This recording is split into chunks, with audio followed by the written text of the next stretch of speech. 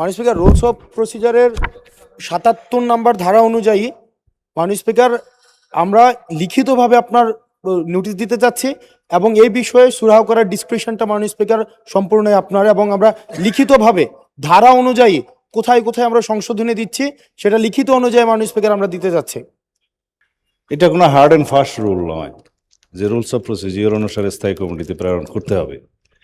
এটা একটা tradition, 7 parliament থেকে এটা শুরু হয়েছে, যে কোনো বিল আসলে সংশ্লিষ্ট স্থায়ী কমিটিতে প্রেরণ করা। বিষয়টা ভালো করে ক্লিয়ার করা হোক, আমরা স্যাটিসফাইড হই যে এটা এখনই পাশ করতে হবে, দেখার কোনো সময় নাই, আমাদের মত দেওয়ার বা স্টাডি করার কোনো সুযোগ নাই, একেবারে এই বিশ্বাসের উপর ছেড়ে দিতে হবে। আর আইন বোধহয় এইভাবে প্রণয়ন হয় না মাননীয় স্পিকার। আমি প্রতিশ্রুতি দিচ্ছি যে সমস্ত ধারায় আপনাদের সংশোধনী প্রস্তাব থাকবে সেটা আপনারা যদি দিলে আমরা পরে আবার সংশোধনী আনতে পারবো এই বিলের মধ্যে। সেই সময় আমরা বলেছিলাম যে ভবিষ্যতে যেন সব কিছু আমাদের কাছে আমাদের প্রাপ্যতা অনুযায়ী আসে। এখানে শুধু অধিকারের প্রশ্ন না মাননীয় স্পিকার, এটা দায়িত্বেরও ব্যাপার। আমরা অধিকার না হয় স্যাক্রিফাইস করলাম, কিন্তু দায়িত্বে আমাদের অবহেলা হয়ে গেল। আমি সালাউদ্দিন আহমেদ, স্বরাষ্ট্রমন্ত্রী, মাননীয় প্রধানমন্ত্রীর পক্ষে দেশের আর্থসামাজিক উন্নয়ন দ্রুত ত্বরান্বিত করিবার লক্ষ্যে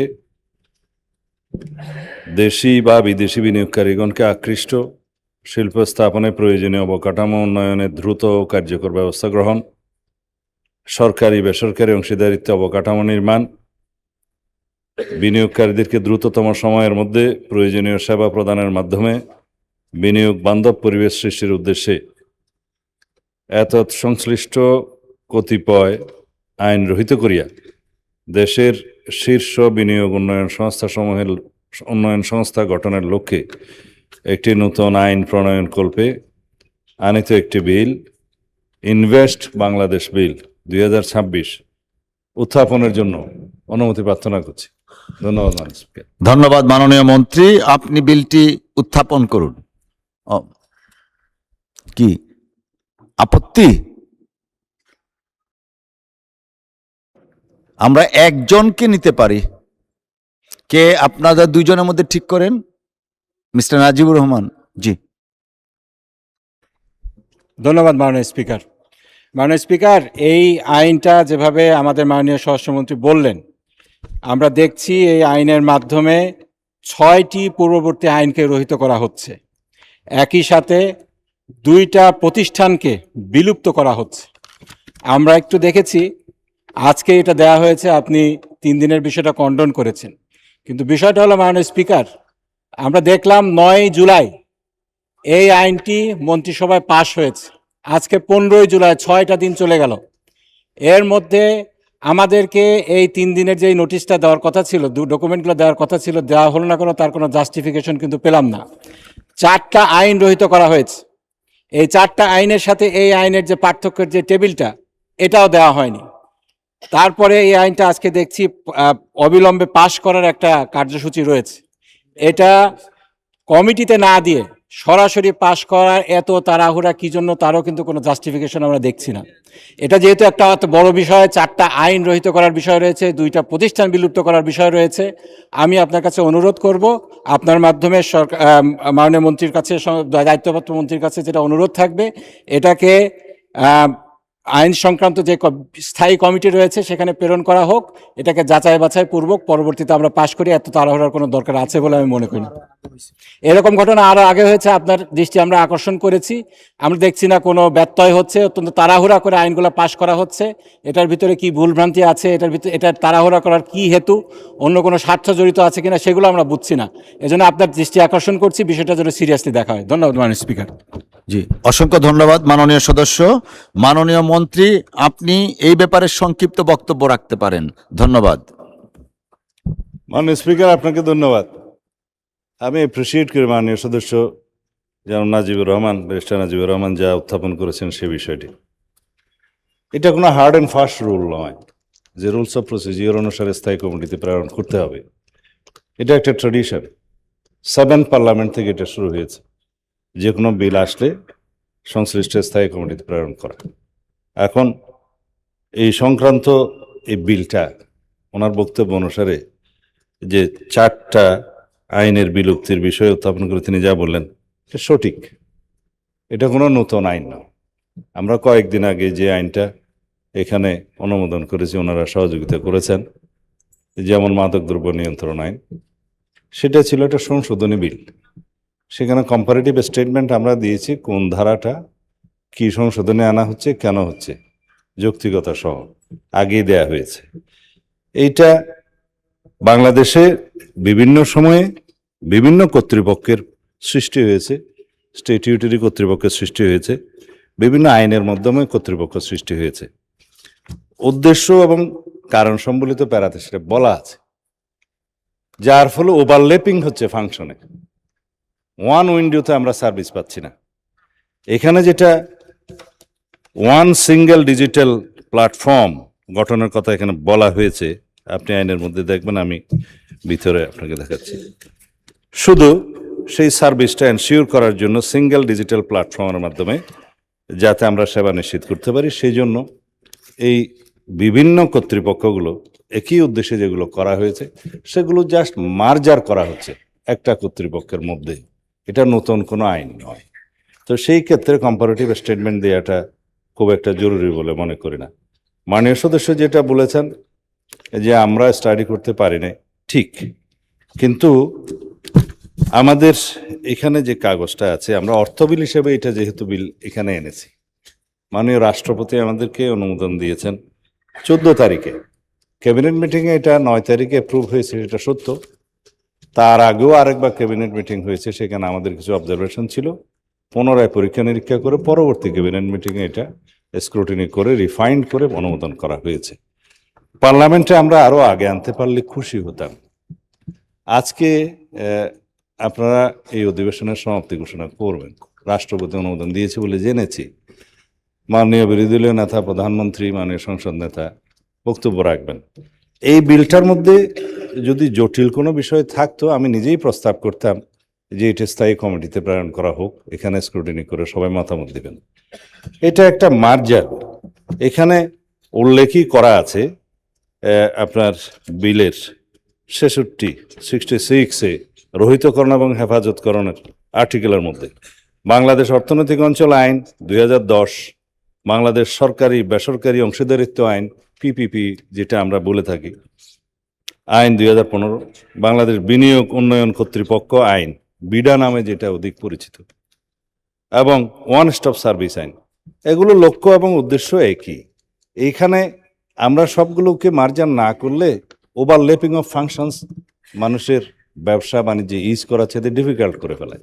এই আইনের মধ্যে প্রস্তাবই করা হয়েছে যে এই কর্তৃপক্ষের অধীনে সকল ক্ষেত্রে যাতে এক জায়গায় সবাই সেবা প্রাপ্ত হন, সেই জন্য এই সিঙ্গেল ডিজিটাল উইন্ডো বা সিঙ্গেল ডিজিটাল প্ল্যাটফর্মের মধ্যে সকল সেবা প্রদানকারীগুলো সংস্থা বাধ্যতামূলকভাবে একটা নির্ধারিত সময়ের মধ্যে, কর্তৃপক্ষের নির্ধারিত সময়ের মধ্যে উক্ত সিঙ্গেল ডিজিটাল প্ল্যাটফর্মের সহিত সংযুক্ত থাকিবে এবং কর্তৃপক্ষ উক্ত ডিজিটাল প্ল্যাটফর্মের উন্নয়ন বাস্তবায়ন পরিচালনা করবে এবং সেখানে প্রয়োজনীয় ক্ষমতা প্রদান করে প্রত্যেকটা সেবা প্রদানকারী সংস্থার ডেস্ক অফিসে স্থাপন করতে হবে। সেখানে প্রয়োজনীয় ক্ষমতা প্রদান সাপেক্ষে উক্ত সংস্থার এক বা একাধিক কর্মচারীকে নিযুক্ত করতে হবে, যাতে 1 ঘন্টার মধ্যে একই সাথে একই উইন্ডোতে একই ছাদের নিচে একই অফিসে সমস্ত সেবা প্রদান করে বাংলাদেশের বিনিয়োগ পরিস্থিতি উন্নয়ন করা যায় এবং বৈদেশিক এবং দেশীয় উন্নয়নকে ত্বরান্বিত করা যায়। এটাই তো আমাদের নতুন প্রত্যাশা, গণ অভ্যুত্থানের নতুন প্রত্যাশা। এখানে কোনো স্বার্থে সরকার স্পেশাল কোনো উদ্দেশ্যে এই আইনটা প্রণয়ন করছে না। এই আইনটা প্রণয়ন করছে যাতে ইনভেস্ট বাংলাদেশ আইন নামে সবাই বুঝতে পারে যে এই এক আইনের অধীনে একই কর্তৃপক্ষ সকল সেবাকারী সংস্থা একই জায়গায় এসে সেবাটা পাবে এবং আমাদের উন্নয়ন ত্বরান্বিত হবে, দেশ এগিয়ে যাবে। আমি অনুরোধ করব মাননীয় বিরোধী দলীয় সকল সদস্যদের, মাননীয় বিরোধী দলীয় নেতাকে, এই আইনটা আপনারা দয়া করে আজকে যতটুকু আলোচনা করার দরকার, এই উত্থাপনের পরও তো একবার আপত্তি দিতে পারেন, আবার অবিলম্বে বিবেচনার জন্য যখন গৃহীত হবে সেই সময়ও বক্তব্য দিতে পারেন, সংশোধনে যদি থাকে তখনও বক্তব্য দিতে পারেন। তো দয়া করে এই আইনটা পাশের জন্য সহযোগিতা করলে আমরা এগিয়ে যাব। মাননীয় স্পিকার, আপনাকে ধন্যবাদ। আপনাকেও ধন্যবাদ মাননীয় মন্ত্রী। মহান আপনি তো একবার বিবৃতি দিয়েছেন, মাননীয় সংশ্লিষ্ট মন্ত্রী কথা বলেছেন, এখন রেওয়াজ বা রীতি অনুসারে বা বিধি অনুসারে আমরা এগোচ্ছি। জি, আচ্ছা ঠিক আছে, রাখেন। আপনি 1 মিনিট দিলে পরে আবার ওনাকে দিতে হবে। আমরা যেটা বিধি আছে বিধি অনুসারে যাই, যেটা উনি। আচ্ছা ঠিক আছে মাননীয় মন্ত্রী, আবারও বলবেন, বলেন, আপনি 1 মিনিট বলেন প্লিজ। আসলে বিষয়টা হলো, আমরা তো আইন প্রণেতা, আমাদের কাজ আইন প্রণয়ন করা। এক্ষেত্রে আমাদেরকে যে মৌলিক অধিকার, এটাকে যাচাই বাছাই করা, এখান থেকে যদি আমাদেরকে ডিপ্রাইভ করা হয়, আমি মনে করি আমাদের মৌলিক অধিকার এখানে ক্ষুণ্ণ হচ্ছে। উনি মাননীয় স্বরাষ্ট্রমন্ত্রী বললেন যে এখন আমাদের সুযোগ রয়েছে, এই আধা ঘন্টার মধ্যে 67টা অনুচ্ছেদ রয়েছে, এটা পড়ে কোথায় কোন, তারপরে আগের আইনগুলো এখানে দেওয়া হয়নি, যে 4টি আইন বিলুপ্ত করা হচ্ছে, তারপরে যে 2টা প্রতিষ্ঠান বিলুপ্ত করা হচ্ছে, এই 2টা প্রতিষ্ঠানের অর্গানোগ্রাম কিছুই আমরা জানি না। এইটা অল্প সময়ের মধ্যে আমাদেরকে যদি এভাবে বলা হয় যে আপনাদের তো সুযোগ আছে, আপনারা এটা সমালোচনা করেন, এটা সংশোধন আনেন, এটা আমাদের পক্ষে কিভাবে সম্ভব? সংশোধন আনতে হলে তো একটা প্রসিজিওর আছে, আপনাকে নোটিশ দিতে হবে, দফাওয়ারি সংশোধনের জন্য নোটিশ দেওয়ার বিধান রয়েছে, এছাড়া তো পারবো না আমরা। এটা অন্যান্য যে বিষয়গুলো রয়েছে, স্ট্যান্ডিং কমিটিতে প্রেরণ কিংবা বাছাই কমিটিতে প্রেরণ কিংবা জনমত যাচাইয়ের জন্য, সেটাও আমাদের নোটিশ দেওয়ার জন্য পর্যাপ্ত সময় দেওয়া প্রয়োজন। কোনো সময় না দিয়ে এভাবে তাড়াহুড়া করে আপনারা যদি বিল পাস করার অনুমতি দেন, তাহলে আমি মনে করি আমাদের যে মৌলিক অধিকার আইন প্রণেতা হিসাবে সেটা আমাদের ক্ষুণ্ণ হচ্ছে, এবং এটা বারবার হচ্ছে। মাননীয় স্পিকার, ধন্যবাদ। মহান সংসদ, মাননীয় মন্ত্রী, আমরা তো বিধি অনুসারে আইন প্রণয়নের দিকে যাচ্ছি। মহান সংসদের সামনে প্রশ্ন হচ্ছে, ইনভেস্ট বাংলাদেশ বিল 2026, সরি বাংলায়, ইনভেস্ট বাংলাদেশ বিল 2026 উত্থাপনের অনুমতি প্রদান করা হোক। যারা এই প্রস্তাবের পক্ষে আছেন তারা হ্যাঁ বলুন, যারা এই প্রস্তাবের বিপক্ষে আছেন তারা না বলুন। আমার মনে হয় হ্যাঁ জয়যুক্ত হয়েছে, হ্যাঁ জয়যুক্ত হয়েছে, হ্যাঁ জয়যুক্ত হয়েছে। অতএব বিলটি উত্থাপনের অনুমতি দেয়া হলো। মাননীয় মন্ত্রী, আপনি বিলটি দয়া করে উত্থাপন করুন। মাননীয় স্পিকার, আপনাকে ধন্যবাদ। আমি সালাউদ্দিন আহমেদ, স্বরাষ্ট্রমন্ত্রী, মাননীয় প্রধানমন্ত্রীর পক্ষে দেশের আর্থসামাজিক উন্নয়ন দ্রুত ত্বরান্বিত করিবার লক্ষ্যে দেশি বা বিদেশি বিনিয়োগকারীগণকে আকৃষ্ট শিল্প স্থাপনে প্রয়োজনীয় অবকাঠামো উন্নয়নে দ্রুত ও কার্যকর ব্যবস্থা গ্রহণ, সরকারি বেসরকারি অংশীদারিত্বে অবকাঠামো নির্মাণ, বিনিয়োগকারীদেরকে দ্রুততম সময়ের মধ্যে প্রয়োজনীয় সেবা প্রদানের মাধ্যমে বিনিয়োগ বান্ধব পরিবেশ সৃষ্টির উদ্দেশ্যে এতৎ সংশ্লিষ্ট কতিপয় আইন রহিত করিয়া দেশের শীর্ষ বিনিয়োগ উন্নয়ন সংস্থা গঠনের লক্ষ্যে একটি নতুন আইন প্রণয়নকল্পে আনিত একটি বিল, ইনভেস্টমেন্ট বাংলাদেশ বিল 2026 মহান সংসদে উত্থাপন করিলাম। ধন্যবাদ মাননীয় স্পিকার। ধন্যবাদ মাননীয় মন্ত্রী। ইনভেস্টমেন্ট বিল 2026 মহান সংসদে উত্থাপিত হলো। আমি এখন কার্যপ্রণালী বিধির 77 বিধির শর্তাংশে প্রদত্ত ক্ষমতা প্রয়োগ করে সংসদ কার্যে প্রধানমন্ত্রীর কার্যালয়ের দায়িত্বপ্রাপ্ত মন্ত্রী, মাননীয় মন্ত্রী স্বরাষ্ট্রমন্ত্রী জনাব সালাউদ্দিন আহমদকে ইনভেস্ট বাংলাদেশ বিল 2026 অবিলম্বে বিবেচনার প্রস্তাব উত্থাপনের আহ্বান জানাচ্ছি।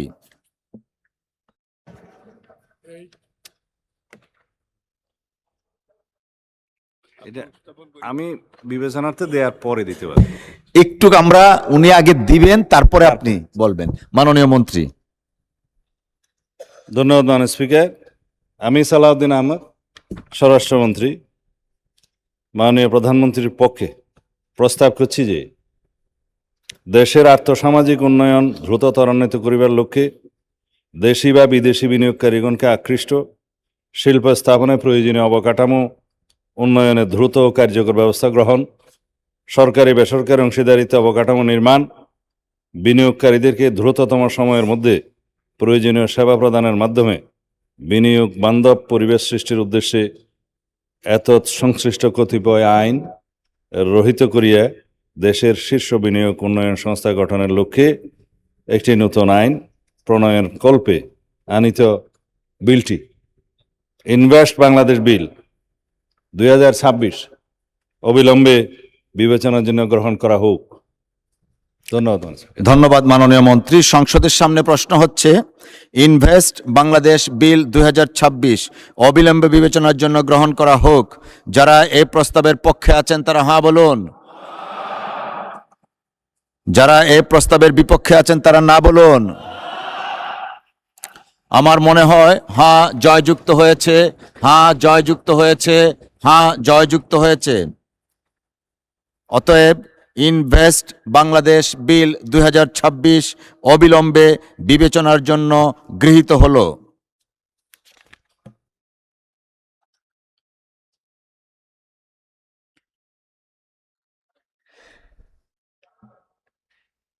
কয়জন বলবেন আপনারা? যে কোনো একজন বলেন দেখি। মিস্টার হাসনাত আব্দুল্লাহ, কুমিল্লা 4 না? জি।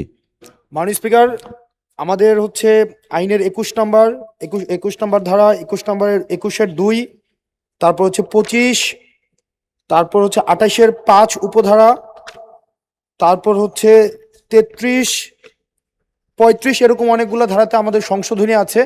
আপনি যদি সংশোধনী দেওয়ার নোটিশের প্রক্রিয়াটি আমাদেরকে বলতেন তাহলে এই ধারাগুলোতে আমরা সংশোধনী দিব। ধন্যবাদ মাননীয় সদস্য। মাননীয় মন্ত্রী। স্পিকার, মাননীয় স্পিকার, আমি বলি। মাননীয় মন্ত্রী, আপনাকে ফ্লোর দেওয়া হয়েছে। জি না মাননীয় স্পিকার, ধন্যবাদ আপনাকে। মাননীয় সদস্য যে সমস্ত ধারাগুলোতে সংশোধনের কথা বলছেন, এখন বিধি মোতাবেক যেহেতু আপনি সবকিছু কন্ডোন করেছেন, তারটাও কন্ডোন করে মৌখিকভাবে উত্থাপনের অনুমতি দিতে পারেন, আমরা নোট করব এবং সেই প্রেক্ষিতে যদি কোনো সংশোধনী গ্রহণ করার থাকে তাহলে পরে আমরা সেটা গ্রহণ করব যদি সেটা যুক্তিযুক্ত হয়। এবং সেই সমস্ত ধারাগুলো সম্পর্কে যদি এখন নোটিশ উত্থাপন করতে হয় সেটা আবার বিতরণ করতে হবে এবং বিতরণের পরে সেটা আবার উত্থাপন হবে, অনেক সময় প্রয়োজন। আপনি স্পেশাল ডিসক্রিপশন অনুসারে ওনাকে মৌখিকভাবে সংশোধনীগুলো উত্থাপন করতে বললে যেটা গ্রহণযোগ্য হবে আমি নোট করব, সেটা আমরা গ্রহণ করব। ধন্যবাদ মাননীয় স্পিকার। ধন্যবাদ মাননীয় মন্ত্রী। মাননীয় সদস্য, আপনি তো শুধু ধারা বলেছেন, ধারার ভিতরে কি আছে, কি সংশোধনী, কিছু এই বিষয়ে বলেননি। আর এখন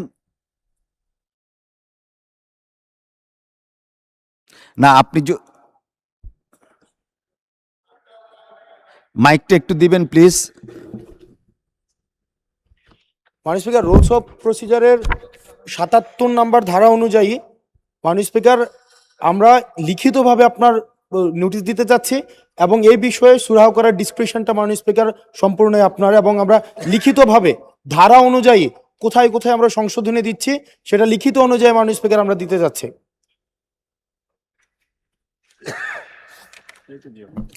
মাননীয় সদস্য, আমি আমার প্রারম্ভিক বক্তব্যেই বিধি 77 কন্ডন করেছি স্পেশাল পাওয়ারসে, তো সেটা তো আগেই আমরা কন্ডন করেছি। তাহলে মাননীয় থ্যাংক স্পিকার, ইউ। লিখিত নোটিশও খণ্ডন করা হয়েছে। জি না, তো উনি তো এটা মাননীয় মন্ত্রী, মাননীয় স্বরাষ্ট্রমন্ত্রী। মাননীয় স্পিকার, মাননীয় সদস্যের বক্তব্য সঠিক আছে। এটা ডেমোক্রেটিক রাইট, পার্লামেন্টে আইন প্রণয়নের জন্য তারা সহযোগিতা করবেন, সংশোধনী দিবেন। কিন্তু আপনি খণ্ডন করে আজকে যেহেতু আমরা বিলটা অবিলম্বে বিবেচনার জন্য গ্রহণ করা হোক প্রস্তাব করেছি, এই অবস্থায় যেহেতু লিখিত তার এখন সংশোধনী দেয়া এবং সেটা সদস্যদের কাছে বিতরণ করার সময় নেই। আমি প্রতিশ্রুতি দিচ্ছি যে সমস্ত ধারায় আপনাদের সংশোধনী প্রস্তাব থাকবে সেটা আপনারা যদি দিলে আমরা পরে আবার সংশোধনী আনতে পারবো এই বিলের মধ্যে। যে সমস্ত ধারায় তাদের সংশোধনী থাকবে সেই সংশোধনী দিলে আমরা পরে এই সংশোধনীগুলো অনক্লুড করতে পারবো। ধন্যবাদ মাননীয় স্পিকার। ধন্যবাদ মাননীয় মন্ত্রী। মহান সংসদে আপনি প্রতিশ্রুতি দিয়েছেন। আমি এখন বিলের দফাগুলো সংসদের সামনে পেশ করছি। সংসদের সামনে প্রশ্ন হচ্ছে, আচ্ছা আমি মাননীয় বিরোধী দলীয় নেতা দাঁড়িয়েছেন, ওনাকে একটু ফ্লোর দেই। মাননীয় বিরোধী দলীয় নেতা। মাননীয় স্পিকার, আমাদের এই অধিবেশনের আজকে শেষ দিন। আমরা চাই যে আমাদের এই দিনটা এই অধিবেশনের জন্য গ্লোরিফাই হয়ে থাকুক। এখানে প্রথম অধিবেশনে বেশ কিছু আইন খুব তড়িগড়ি করে পাশ করতে হয়েছে সময়ের বাধ্যবাধকতার কারণে। সেই সময় আমরা বলেছিলাম যে ভবিষ্যতে যেন সব কিছু আমাদের কাছে আমাদের প্রাপ্যতা অনুযায়ী আসে। এখানে শুধু অধিকারের প্রশ্ন না মাননীয় স্পিকার, এটা দায়িত্বেরও ব্যাপার। আমরা অধিকার না হয় স্যাক্রিফাইস করলাম, কিন্তু দায়িত্বে আমাদের অবহেলা হয়ে গেল। হতে পারে, মানুষ তো আমরা, ওনারা ওনাদের দিক থেকে সব কিছু বিচার বিবেচনা করে যাচাই বাছাই করে বিলটা এনেছে। তারপরে এখানে এসেছে কেন? এখানে এসেছে যে এটা আলোচনা করে আরো যদি কোনো ভালো কিছু আসে সেটাও সংযোজন হবে, যদি এখানে দুর্বল কিছু থাকে সেটা বাদ পড়ে। ওনারা যদি বলতেন একটু যে সময়ের এই বাধ্যবাধকতাটাকে কিভাবে ওনারা বিবেচনা করছেন, তাহলে আমাদের জন্য ভালো হতো। না হলে দেখেন, একটা বিষয়কে তাড়াহুড়া করে অ্যাকোমোডেট করতে গিয়ে অনেক অধিকার এবং দায়িত্ব লঙ্ঘিত হচ্ছে, এবং এইটা এই সংসদের জন্য ভালো কোনো প্রেসিডেন্স হবে না মাননীয় স্পিকার। তা আমরা কি খারাপ মন্দ প্রেসিডেন্টকে করব? এটা হওয়া উচিত না। আমি আপনার সদয় বিবেচনার জন্য অনুরোধ করছি, হয় বিষয়টা ভালো করে ক্লিয়ার করা হোক, আমরা স্যাটিসফাইড হই যে এটা এখনই পাশ করতে হবে, দেখার কোনো সময় নাই, আমাদের মত দেওয়ার বা স্টাডি করার কোনো সুযোগ নাই, একেবারে এই বিশ্বাসের উপর ছেড়ে দিতে হবে। আর আইন বোধহয় এইভাবে প্রণয়ন হয় না মাননীয় স্পিকার, আইন তো বুঝে শুনে প্রণয়ন। ইতিহাসের দায়বদ্ধতা আমাদের আছে, তো আমরা তো অস্বীকার করতে পারবো না। ধন্যবাদ মাননীয় স্পিকার। ধন্যবাদ মাননীয় বিরোধী দলীয় নেতা। মাননীয় স্বরাষ্ট্রমন্ত্রী কিছু বলতে চাচ্ছিলেন। মাননীয় স্বরাষ্ট্রমন্ত্রী। আমি মানে বিরোধী দলের নেতার সম্মানার্থে বলতে চাই, তিনি রাইটলি পয়েন্ট আউট করেছেন। আমরা আগেই বলেছি যে এটা কোনো নতুন আইন নয়, এটা কম্পাইলেশন অফ ফিউ লস, যেটা আগে বিভিন্ন কর্তৃপক্ষের মাধ্যমে একই লক্ষ্য এবং উদ্দেশ্যে ফাংশন করা হচ্ছিল, কিন্তু ওভারল্যাপিং করার কারণে এটা সময় নষ্ট হয় এবং জটিলতার সৃষ্টি হয়। এটা জাস্ট পূর্বের আইনগুলোকে এক জায়গায় নিয়ে আসা, এবং সেটা আমাদের রহিত এবং হেফাজতকরণ সেকশনে 66-এ বলাও আছে। এবং এটার সময়ের বিষয়টা, যৌক্তিকতা সম্পর্কে আপনাদেরকে আগেই অবহিত করেছি। আমরা নিজেরাই খুশি হতাম যদি আরও আগে বিলটা আনতে পারতাম, এবং এই পার্লামেন্টটা আরও বিলম্বিত করা যাচ্ছে না। দেশের যে বন্যা পরিস্থিতি এবং বিভিন্ন কারণে সমস্ত সংসদ সদস্যগণের একটা তাগাদাও আছে যে পার্লামেন্টে যেন আজকের মধ্যে এটা অধিবেশন সমাপ্ত করা হয়। বিভিন্ন কারণে আমরা সময়ের সীমাবদ্ধতার কথা বলছি। আর আইনের কথা বলছেন, রুলস অফ প্রসিজিওর অনুসারে ইউ আর রাইট, যে অ্যাকর্ডিং টু 77 আমি প্রপোজ করতে পারি অবিলম্বে বিবেচনার জন্য গ্রহণ করা হোক, এবং এখানে কোনো যাচাই কমিটিতে আমি প্রস্তাব করছি না। কিন্তু একটা বিষয়, তারা যে সংশোধনী প্রস্তাবগুলো দিতে পারতেন সেটা সময়ের কারণে হচ্ছে না। তা আমি তো প্রতিশ্রুতি দিচ্ছি যে মাননীয় সদস্যগণ যে সমস্ত ধারার মধ্যে সংশোধনী আনতে চান, আপনারা যদি সেটা নিয়ে আসেন, আমরা সেটা সংশোধনীটা গ্রহণ করব যৌক্তিকভাবে পরে, এবং সেটা আগামী সেশনও হতে পারে। এমন না যে এটা আইন পাশ হয়ে গেল, আমাদেরও প্রয়োজন হতে পারে মাননীয় স্পিকার আগামী অধিবেশনে এই আইনের উপরও হয়তো সংশোধনী আনতে হতে পারে। কম্পালশনটা হচ্ছে এখানে যে বিনিয়োগের অপেক্ষায় দেশি বিদেশি বিভিন্ন বিনিয়োগকারী এখানে বিভিন্ন চুক্তি করার জন্য অপেক্ষমান আছে। আমাদের 4 মাস 5 মাস অতিবাহিত হয়ে গিয়েছে। এই আইনটা যদি আগের সরকার অথবা ইন্টারিম গভর্নমেন্ট যদি মনোযোগ দিত, তাহলে এই 5 মাস আমরা বিনিয়োগে অনেক দূরে এগিয়ে যেতাম। সুতরাং new government, new aspiration, public aspiration অনেক বেশি, এবং আমাদের নতুন এসপিরেশন অনুসারে গ্লোবাল ডিমান্ড অনুসারে আমাদেরকে যেতে হচ্ছে, পৃথিবীর অন্যান্য দেশের আইন কানুনের সাথে সামঞ্জস্য রেখে। যদি এই সুযোগটা আমরা নিতে চাই, তাহলে আমাদের আইনটা আজকে পাশ করা দরকার। এবং এখানে যে সমস্ত ধারায় মাননীয় বিরোধী দলীয় সদস্যরা সংশোধনী আনতে চান, আমি আবারও প্রতিশ্রুতি দিচ্ছি মাননীয় প্রধানমন্ত্রীর পক্ষে সেই সংশোধনীগুলো আমরা গ্রহণ করব যদি যৌক্তিক হয়। ধন্যবাদ মাননীয় স্পিকার।